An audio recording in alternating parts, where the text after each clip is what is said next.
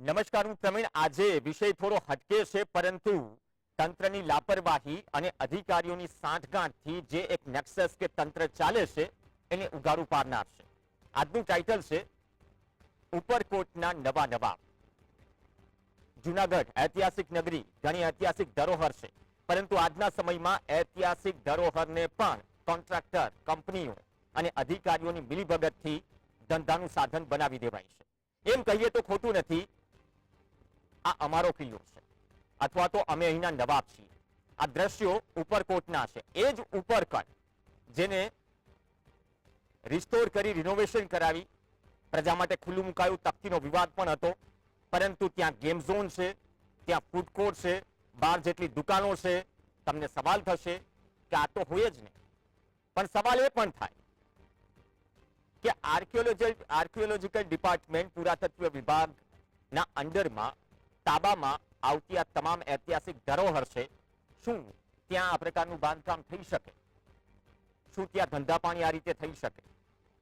આ game zone seal કરવાની થોડી લંબાવ જોઈ, કેમ કે આ ગેમ ઝોન સીલ થયો, આ ગેમ ઝોન ત્યાં ચાલી રહ્યો હતો. ખબર ક્યારે પડી? ખબર તો વર્ષ જૂની છે, પણ રાજકોટના અગ્નિકાંડમાં જ્યારે માસૂમો ભૂંજાયા એ બાદ જ્યારે તંત્ર આંખે પટ્ટી ખોલીને આમ તેમ દોડવા માંડ્યું તો ઉપરકોટ પણ ગયું. એક ગેમ ઝોન ચાલી રહ્યો હતો, ફાયર એનઓસી નો હતી, અને આ ગેમ ઝોન સીલ કરવામાં આવ્યું. પણ ગેમ ઝોન સાથે સાથે જે દુકાનો છે, ફૂડ કોર્ટ છે, આ તમામ પણ નજરમાં આવી કેમેરા સામે. તો અમારા સહયોગીએ અધિકારીને ફોન કર્યો પુરાતત્વ વિભાગના, અને કહેવામાં આવ્યું કે સાહેબ, આ રીતે ધંધો ઉપર ચાલી રહ્યો છે, શું આ વ્યાજબી છે અથવા તો આ નિયમમાં આવે છે? અધિકારીએ વાત ન કરી, જેનો અહેવાલ પણ અમે ચલાવ્યો કે નહીં, ન ચલાવી શકો, આ ગેરકાયદેસર છે. હવે આ ગેરકાયદેસર છે તો પ્રશ્ન એ થાય કે આ ધંધો શરૂ કરવાનો પરવાનો કોને આપી દેવાય? અથવા તો જેને રિનોવેશન કર્યું છે એ કંપની આ ઉદ્ઘાટન થયા બાદ ધંધો શરૂ કરી દીધો, તો શું એ ખુદને નવાબ સમજે છે? અથવા તો અધિકારીઓ પોતાને નવાબ સમજે છે? એ અધિકારીઓ, એ જુનાગઢ કોર્પોરેશનના અધિકારીઓ કે જે જુનાગઢ કોર્પોરેશનમાં વિપક્ષનું પદ જ ગાયબ કરી દેવાય. જુનાગઢ કોર્પોરેશન એના માટે પણ જાણીતું છે. શું એ જુનાગઢના નવાબી અધિકારીઓ, નવાબી ઠાઠમાં જીવતા અધિકારીઓને ઉપરકોટના પગથિયા કે ઢાળીઓ ચડવામાં રસ નહોતો, અથવા આરસ થતી હતી? પુરાતત્વ વિભાગની આ સાઇટ છે, 12 દુકાનો બનાવી દેવાય, અને સૌથી મોટી હદ ત્યાં થાય, ચર્ચા એવી પણ છે, એક એગ્રીમેન્ટ પણ આવે છે કે આ કંપનીએ એગ્રીમેન્ટ કરી 50,000 થી લાખમાં તમામ દુકાનો આપી દીધી. સરકારની માલિકીમાં એગ્રીમેન્ટ કોનો? Contractor agency. કોન્ટ્રાક્ટ જેને સાચવ્યો હતો રિસ્ટોરેશનનો અથવા રિનોવેશનનો, તે કંપની. 30% કમિશનની વાતો પણ ચર્ચાય છે. એટલે ટુરિઝમ વિભાગ ગ્રાન્ટ આપી કોઈ ઐતિહાસિક ધરોહર રિનોવેટ કરાવે, અને રિનોવેટ કરનાર કંપની એમ સમજે કે આ ઉપરકોટ એટલે કિલ્લાના નવાબ અમે છીએ, અને અમે નવાબના ઠાઠમાં જ જીવીએ છીએ, એટલે અમને કોઈ કહેવા વાળું નથી. એવું પણ નથી. પુરાતત્વ વિભાગે એક જે સાઇટ હતી તેમને નોટિસ પણ મોકલી છે, કામ અટકાવ્યું પણ છે. એ કામ અટકાવ્યું, નોટિસ મોકલી, છતાં પણ જો આ બધો ધમધોકાર ધંધો ચાલતો હોય તો તમે પણ કહેશો કે ભલે એક ઇતિહાસ છે ઉપરકોટનો, એક નગારે એક જ રાતમાં જુનાણાની ગાદી પલટાય, સોલંકી વંશજોની ગાદી ગઈ, રાનવગઢનું તિલક થયું, બાદમાં નવાબ આવ્યા, નવાબને સરદાર સાહેબે ભગાડ્યા, કેમ કે પાકિસ્તાનમાં જોડાવાનું હતું.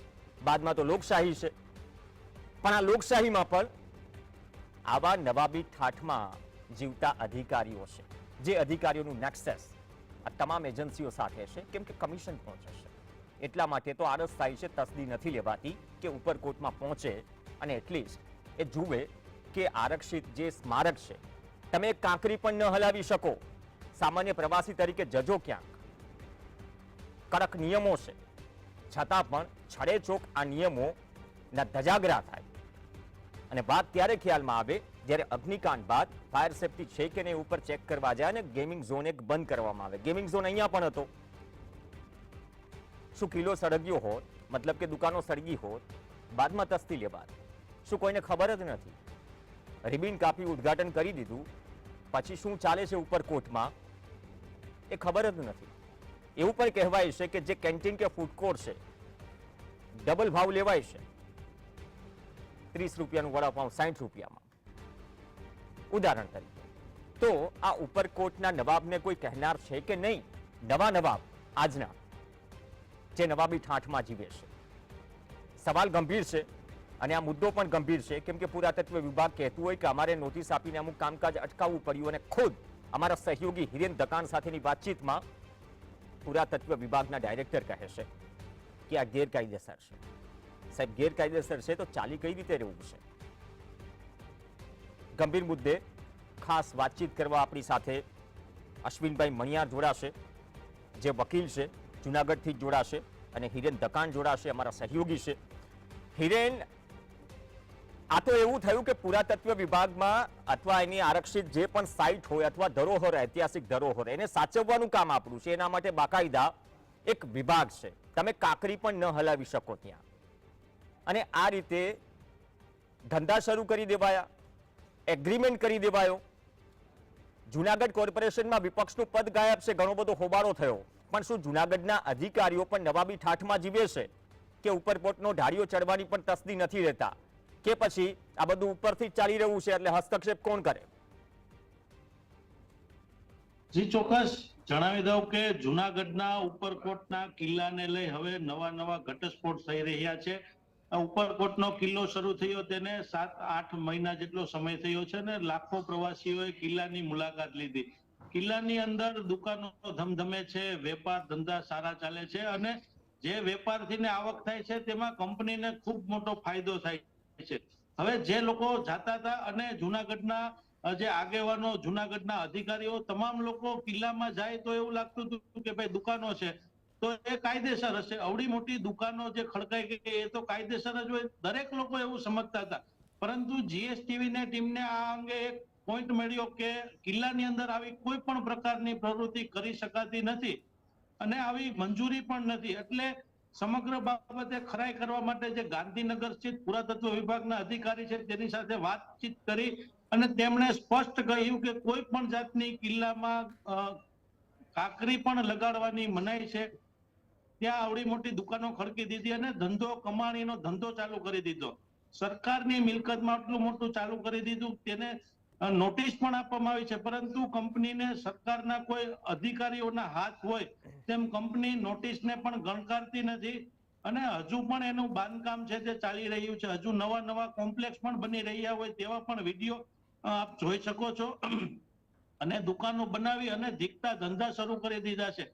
અને એનાથી મહત્વની વાત એ છે કે કિલ્લો તેની માલિકીનો હોય તેવી રીતના કેટલાય વેપારીઓ સાથે, કેટલી ફ્રેન્ચાઇઝીઓ સાથે કિલ્લાનું એગ્રીમેન્ટ કરે છે અને તેમાંથી 30% કંપની રકમ લે છે. આવી બધી હકીકત છે, છતાં પણ હજુ જે રાજ્ય સરકાર છે કે ટુરિઝમ વિભાગ છે તે કોઈ પણ જાતની કાર્યવાહી કરતું હોય તેવું જોવા નથી મળતું. માત્ર પુરાતત્વ વિભાગ નોટિસ ફટકારી અને સંતોષ માનીને બેઠવું હોય તેવું હાલ જોવા મળી રહ્યું છે. એટલે કોર્પોરેશન કે કોઈની કોઈ શું હિંમત જ નથી? આમાં શું છે, જો સાંસદ હોય, ત્યાંના ધારાસભ્યો હોય, કલેક્ટર હોય કે જે તે વિભાગના અધિકારીઓ હોય, તેમના ધ્યાને તો કાને તો આ વાત અથડાઈ હશે ને કે તકતીના વિવાદ બાદ ઉપરકોટમાં આવું કંઈ પણ થઈ રહ્યું છે.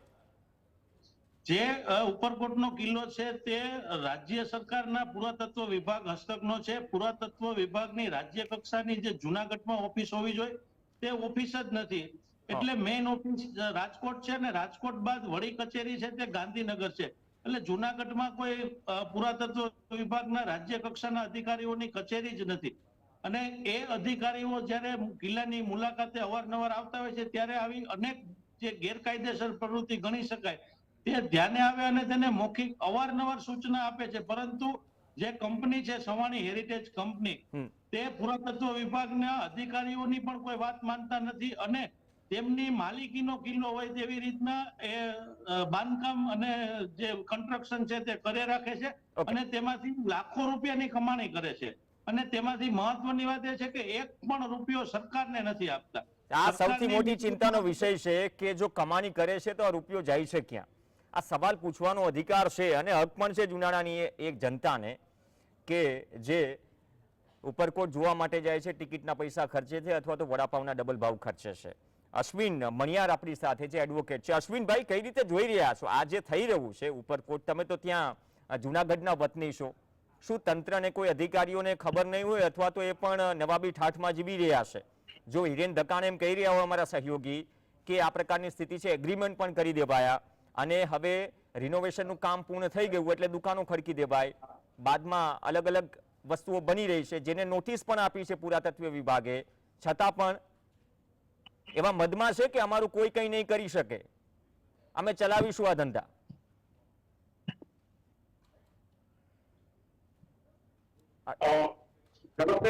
તમામ દર્શકોને ગુજરાત માં મને અહીંયા બોલાવવા બદલ હું આભાર માનું. હવે વાત એ છે કે હું ગુજરાત સરકારને પહેલા તો અભિનંદન આપીશ કે જુનાગઢના ઉપરકોટ માટે એક નવા બાયપા આપણે. ભૂતકાળમાં તો નવાબી શાસન હતું, પણ અત્યારે જે નવાબી શાસન ચાલી રહ્યું છે એ નવાબી શાસન ખરેખર ત્યાં 4 કે 5 જે ગવર્મેન્ટ ઓથોરિટીઓ છે, મહાનગરપાલિકા, રાજ્ય સરકાર, સ્ટેટ ગવર્મેન્ટ અને પુરાતત્વ ખાતું, આ બધું ત્યાં છે. ભૂતકાળમાં ત્યાં એક થિયેટર પણ બનાવવામાં આવેલું, એનું નિકંદન નીકળી ગયું. મારે શુંના આપની ભાવનાથી જે આ નિકંદન નીકળેલું, ત્યાર પછી રાજ્ય સરકારના પૈસા કમાણી કોઈ કરે. હું તો એવું કહેવા માંગુ છું કે આ જે કોન્ટ્રાક્ટ આપવામાં આવ્યો છે એમાં રાજ્ય સરકાર અને સ્થાનિક લેવલેથી કોઈ પણ નેતાઓ ની ભાગ બટાઈ હશે. હું આપને યાદ દેવડાવું, મને 2 મિનિટ આપજો કે ભૂતકાળમાં કોકા-કોલા કંપની જ્યારે હિન્દુસ્તાનમાં આવી ત્યારે મહારાષ્ટ્રના એક દિલ્હી કક્ષાના જે નેતા હતા એનો એક નવો પૈસો ભાગ હતો સાહેબ, કરોડો અરબની રૂપિયા. અને ત્યારે નવો પૈસો એ આજના 10 રૂપિયા બરાબર હતો. એટલે જે જૂની પદ્ધતિ છે એ જ આ લોકોએ અપનાવી લાગે છે. અને હું તો એમ કહું કે અહીંયા જે પુરાતત્વ ખાતામાં જે લોકો હતા એ ભ્રષ્ટાચાર પણ કર્યો છે, કારણ કે બાજુમાં જો મકાન ત્યાંથી 200-300 ફૂટ કે 200-300 મીટરમાં હોય તો એ મકાનો પણ ચડવા નહોતા દેતા અને નોટિસો પણ આવતી. તો અત્યારે તો ઉપરકોટની અંદર બાંધકામ થયું, એટલે ભ્રષ્ટાચારની આ ગંગોત્રી જે રાજકોટમાં બનાવેલો, જે બરોડામાં બન્યો, એ જ રીતે લોકોને લૂંટી લેવાનો ધંધો આ લોકોએ ચાલુ કર્યો છે. અને એને માટે હું દાદાને કહું કે દાદા, તમે ભલે અક્રમને માનતા હો કે તમે સાક્ષી ભાવની વાત કરતા હો, પણ અહીંયા તો જો સાક્ષી ભાવે જોતા રહેશો તો ગુજરાતની પ્રજા લૂંટાતી રહેશે ને લૂંટાતી રહેશે. પણ અશ્વિનભાઈ, ભૂપેન્દ્રભાઈ પટેલે તો મૃદુ ને મક્કમ મુખ્યમંત્રી છે, 3 વખત જુનાગઢમાં આવીને એમ કહેવું પડે કે બોકડાનું દબાણ હટાવજો. અધિકારીઓને સાંકેતિક ભાષામાં કહેવું પડે કે બીજી વખત હું આવું તો કમ્પ્લેન ન જોઈએ, કારણ કે એ પણ જુએ છે કે આ પ્રકારની પરિસ્થિતિ છે, અધિકારીઓ જવાબ નથી દેતા, અથવા અધિકારીઓ અને કોર્પોરેશન જે પદાધિકારીઓ છે એના વચ્ચે સંકલનનો અભાવ છે, અથવા તો લડાઈ કંઈક જુનાગઢની જુદી છે. તો શું એ જ સ્થિતિ જે જુનાગઢની જનતાની છે પ્રાથમિક સુવિધાઓ મુદ્દે, એના કરતા વધુ બદતર સ્થિતિ ઉપરકોટમાં છે? જુનાગઢમાં જે અધિકારીઓ આવે છે ને એને રાજકારણીઓ કામ કરવા નથી દેતા. અધિકારીઓને કામ તો કરવું છે, પણ નગરપાલિકાની માનસિકતા ધરાવતા જે કર્મચારીઓ છે એ કામ કરવા દેતા નથી. મેં હમણાં જ અઠવાડિયા પહેલા જ એક સમાચાર આપ્યા કે 4 જગ્યા 4 ઓકળા કે જ્યાં કોઈ નુકસાન ન થાય એ કોઈને બચાવવા માટે એ ઓકળાઓ ખુલ્લા કરવામાં આવતા નથી. અને અધિકારીઓને જો સિસ્ટમનો ભાગ ન બને તો એને કોઈ સહકાર નથી આપતા. એટલે હું તો એવું કહું, હું તો આમ તો જૂનો જનસંઘનો કાર્યકર્તા છું, પણ મને મારે દુઃખ સાથે કહેવું પડે છે કે જો તમારે કરોડપતિ બનવું હોય તો પહેલા કાર્યકર ભાજપના બનો અને કરોડપતિ બનો. આ પદ્ધતિ જુનાગઢમાં અપનાવાયેલી છે. અને બહુ દુઃખ સાથે કહું કે જુનાગઢમાં એક વોકરા દબાવ સિન્ડિકેટ આખી કામ કરે છે, જે મુખ્યમંત્રી અને મોટા મોટા નેતાઓને આજુબાજુ ભરતા હોય, એટલે અધિકારીઓ પણ તેમને બોલતા નથી. અને જુનાગઢની આખો જે જુનાગઢને પાણીના પૂરમાં હોમી દીધું, એના માટે જે અહીંના શાસકો અને અહીંના અધિકારીઓ જવાબદાર છે. હિરેન, તો આ શું મજબૂરી છે કે હાથ બંધાયેલા છે અધિકારીઓના, અથવા તો એવું માની લઈએ કે એક વ્યાખ્યા બની ગઈ છે કે જુનાગઢમાં કોઈ અધિકારી આવે આ જ કામ થશે, આ જ સિસ્ટમથી કામ થશે, અધિકારીઓના નામ બદલાતા રહેશે, નેતાઓ એના એ જ છે, અમારે તમારી સાથે જ કામ કરવાનું છે? કેમ કે 3 વખત તો સીએમએ પણ યાદ દેવડાવવું પડ્યું ને જુનાગઢ આવીને કે ચોમાસા પહેલા કામ પૂરું કરો. હવે ચોમાસું તો ફરી આવી ગયું, આ ગયા ચોમાસાની વાત થઈ રહી છે. જુનાગઢની પ્રજા જો બહાર નહીં આવે તો જુનાગઢની પ્રજાએ આ વેચવું પડશે, સહન કરવું પડશે. અને હું તો એવું ત્યાં સુધી કહું છું કે જે સોસાયટીઓમાં પાણી ખરીદી ગયા હતા ને એ સોસાયટી વાળાઓ પણ બિચારા બહાર આવતા દરબાર વિવે છે કે આ લોકો આપણે આવીને દબાવશે. એટલે ના, એ તકલીફ છે અશ્વિનભાઈ, પણ હિરેન અશ્વિનભાઈ જે કહી રહ્યા છે આ તો એ તકલીફ છે. હવે ગેમ ઝોન એનઓસી વગરનું, ફાયર એનઓસી વગરનું હતું, ઉપરકોટમાં જઈને સીલ કરવું પડ્યું. આ તો ઐતિહાસિક ધરોહર છે. મોટાભાગની કચેરીઓ જ રાજા રજવાડા, સાહેબ આવું છું અશ્વિનભાઈ, આવું છું, તમારી લાગણી પણ સમજીએ છીએ, પણ હિરેન ઐતિહાસિક ધરોહર, આવા જેવા ઐતિહાસિક શહેરો છે, મોટાભાગની 90% કચેરી રાજા રજવાડાઓએ બનાવેલી છે, એમાં ચાલે છે. હવે કોઈ આરક્ષિત છે, જે આરક્ષિત છે ત્યાં ગેમ ઝોન ચાલે છે, એ પણ ફાયર એનઓસી વગરનું. એટલે આ કેટલો મોટો તમાશો છે. આજે સુભાષ ત્રિવેદી કહે છે રાજકોટ અગ્નિકાંડની ઘટનામાં કે આઈએએસ હશે કે આઈપીએસ હશે તેમની સામે કડક કાર્યવાહી થશે, કડક પગલાં લેવાશે. એટલે વાત થાય છે એનું અનુસરણ થાય છે ખરા, અથવા આ કિસ્સામાં થશે? જી ચોક્કસ, કે જુનાગઢની ધરોહર સમાન જે ઉપરકોટનો કિલ્લો છે જે સરકારી મિલકત કહી શકાય છે, તેની અંદર ગેમ ઝોન બનાવી નાખ્યો, અને તે પણ મંજૂરી વગરનો, ને કેટલાય સમયથી ને 8 માસથી ને કિલ્લો શરૂ થયો, ત્યારબાદ થોડા સમયથી ને ગેમ ઝોન ચાલુ કરી દીધો હતો, અને ગેરકાયદેસર ગેમ ઝોન ધમધમી રહ્યો હતો. ત્યાં સુધી કોઈ તંત્રના અધિકારીઓને ધ્યાન પર જ ન આવ્યું કે આપણી સરકારી મિલકતમાં ગેરકાયદેસર કોઈ પણ જાતની મંજૂરી વગર, ફાયર એનઓસી તો નહોતી પણ એ સિવાયની કોઈ પણ જાતની મંજૂરી ન હતી. કંપનીએ માત્ર પૈસા કમાવા માટે તમામ નિયમોને નેવે મૂકી અને કાયદો પોતાના ખીચામાં હોય તેવી રીતના વર્તન થઈ રહ્યું હોય તેવું હાલ જુનાગઢના ઉપરકોટના કિલ્લામાં જોવા મળી રહ્યું છે. અને હિરેન બીજી વાત એ કે આ દુકાનો જે ખડકી દેવાય, અથવા એક કામ જ્યારે પુરાતત્વ વિભાગે નોટિસ આપીને અટકાવેલું છે, તેમના મેનેજરનો શું દાવો છે? શું તેમના મેનેજર એમ કહી રહ્યા છે કે અમારી પાસે મંજૂરી છે, અથવા તો જવાબ ન આપ્યો? કેમ કે ખુદ પુરાતત્વ વિભાગના ડાયરેક્ટર કહી રહ્યા છે કે આ તો ગેરકાયદેસર છે. પુરાતત્વ વિભાગના ડાયરેક્ટર છે કે જેની મુખ્ય જવાબદારી છે તેઓ સ્વીકારે છે કે કિલ્લાની અંદર તમામ પ્રવૃત્તિ ગેરકાયદેસર છે, નોટિસ આપી છતાં સવાણી કંપનીના જે મેનેજર છે તે છાતી ઠોકીને દાવો કરે છે કે અમારી પાસે તમામ પ્રકારની મંજૂરી છે. તો મંજૂરી હોય તો મંજૂરી સામે શા માટે નથી લાવતા? મીડિયા તરીકે અમે પણ તેને કેટલી વાર કીધું કે ભાઈ તમારી પાસે મંજૂરી હોય તો મંજૂરી તમે બતાવો, પણ તે મંજૂરી બતાવતા નથી, માત્ર મંજૂરીના નામે દાવા કરે છે. જી ઓકે અશ્વિનભાઈ, છેલ્લો સવાલ, માત્ર દાવા જ કરે છે ને આ દાવો ગળે પણ ઉતરી જાય છે કે મીડિયા માધ્યમોમાં કોઈ સમાચાર ન ચાલે ત્યાં સુધી બધું આ ચાલતું રહેશે, અમે ખાલી બસ બધું ઠીકઠાક ચાલે છે એનો ઢોંગ કરીશું?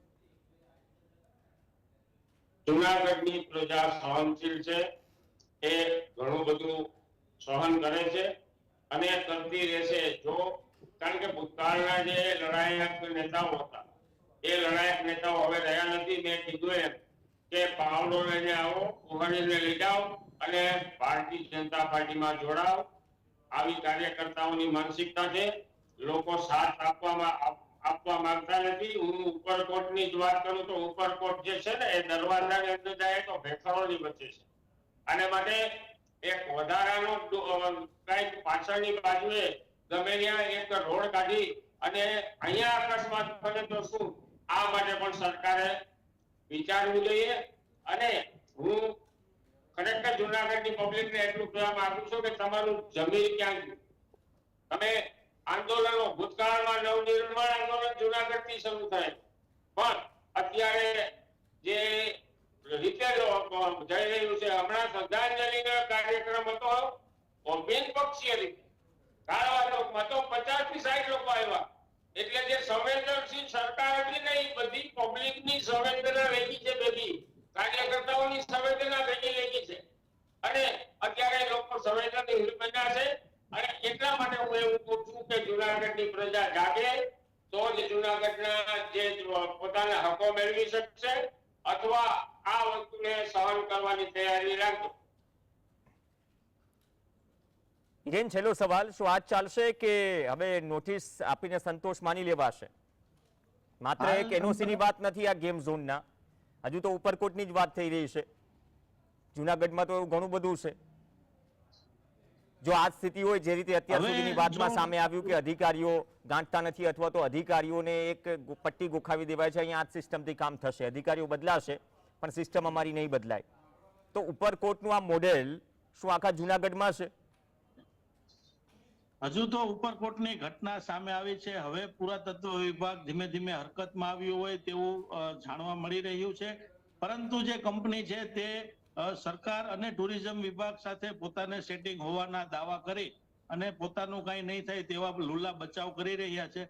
પરંતુ હવે પુરાતત્વ વિભાગ ઉપર જુનાગઢ વાસીઓની નજર છે કે ઉપરકોટના કિલ્લાને ખરેખર રક્ષિત રહેવા દેશે કે કેમ, તે માટે શું કાર્યવાહી કરે છે તેના પર જુનાગઢ વાસીઓ નજર રાખીને બેઠા છે. જી, બહુ સાચી વાત કરી. રક્ષિત રહેવા દેશે કે એમાં કિલ્લો જ રહેશે અથવા તો નવા નવાબ આવી ગયા છે ઉપરકોટના કે અમે નવાબ છીએ, અમને જ્યારે રિનોવેશન કરવા માટે કિલ્લો આપ્યો, રિનોવેશન થઈ ગયું તો અમે દુકાનો ધરાધડ ખોલી નાખી, એગ્રીમેન્ટ પણ કરી દીધું અને કમિશનની વાત પણ ચાલે છે.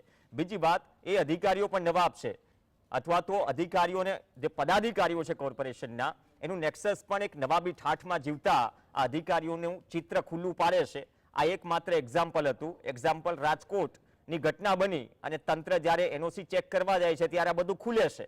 આમ તો ઉપરકોટમાં ઘણું બધું ચાલે છે, પણ આ મોડેલ શું સીએમ 3 વખત જાય તો જે સામાન્ય અને પ્રાથમિક કામો છે એને પણ જો ત્યાંના અધિકારીઓ અને પદાધિકારીઓ ન ગણકારે તો ઉપરકોટના કિસ્સામાં શું પુરાતત્વ વિભાગના ડાયરેક્ટરે જો અમારા સહયોગી સાથે ફોન પર એમ કહ્યું કે અમે તો નોટિસ આપી છે અને આ બધું જ ગેરકાયદેસર કિલ્લામાં થઈ રહ્યું છે, જો આટલી ખુલ્લી નોટિસ છતાં જે તે એજન્સી આ રીતે બાંધકામ કરી દે અને ધંધો ચલાવે તો શું એ નવાબીપણું નથી? અને આ નવાબીપણું આવે છે ક્યાંથી? અથવા તો નવાબી ઠાઠ જતો કેમ નથી? કોના દમ પર આ નવાબીપણું આવે છે? એ જુનાગઢની જનતાએ વિચારવાનું છે ને જે તે વિભાગે પણ વિચારવાનું છે, સરકારને પણ વિચારવાનું છે. બાકી કોઈ ઘટના ઘટી જાય અને બાદમાં જે પ્રકારના સ્ટેટમેન્ટ આજકાલ અપાય છે નેતાઓ થકી, કોઈ ખીખી કરે છે, કોઈ 3 દિવસ ગાયબ હોય બાદમાં આવે છે અને પછી જે રીતે મીડિયાનો સવાલો સામે ઘેરાઈ જાય છે ત્યારે એમ કહો છો કે તમે અમને સવાલ કરો છો. સાહેબ, સવાલ તમને ન કરીએ તો કોને કરીએ? અપેક્ષા રાખીએ કે ઉપરકોટના આ નવા નવાબ ને એ પ્રતીત કરાવવામાં આવે કે આ લોકશાહી છે, કાયદાનું પાલન કરો. તમે જુનાગઢના નવાબ નથી, રજવાડાઓ ગયા, નવાબ ગયા પાકિસ્તાન, પણ તમે હવે કાયદા મુજબ કાર્યવાહી કરો, નહીં તો જે સામાન્ય જનતા દંડાય છે એ જ પ્રકારે તમારી સામે પણ કાર્યવાહી થશે. ધન્યવાદ અશ્વિનભાઈ, હિરેન આ ચર્ચામાં જોડાયા. તો આ ચર્ચામાં હાલ બસ આટલું જ. નમસ્કાર.